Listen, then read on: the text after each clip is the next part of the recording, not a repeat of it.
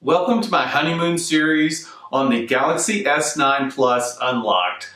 My device was purchased directly from Samsung, and this is going to be a short series of videos where I evaluate my experiences over that critical 2-week time period to make a decision and decide if it can actually replace my Google Pixel 2 XL.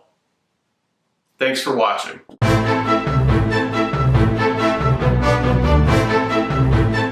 So I'm 48 hours in, and overall my impressions are pretty favorable at this point.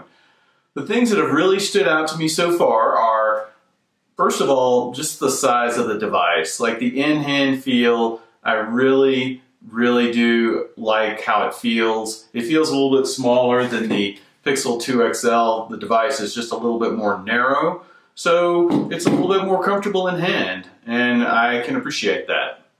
The second thing is the screen. The screen on this is gorgeous. I have mine turned up to QHD. Compared to the Pixel 2 XL, it seems to dynamically adjust more easily in sunlight. The screen's incredibly bright. It's gorgeous. I really like it a lot. And lastly, I've been using Bixby, and actually, so far, so good. I've really only used it for the basics at this point. I'm creating alarms, reminders. I'm trying to keep it pretty simple at this point, just to get some initial impressions of it.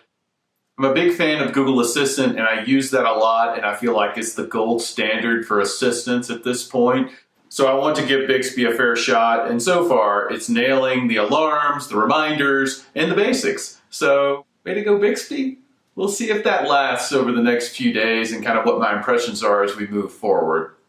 So that's all I've got for right now. Stay tuned for more of my honeymoon series on the Galaxy S9 Plus Unlocked.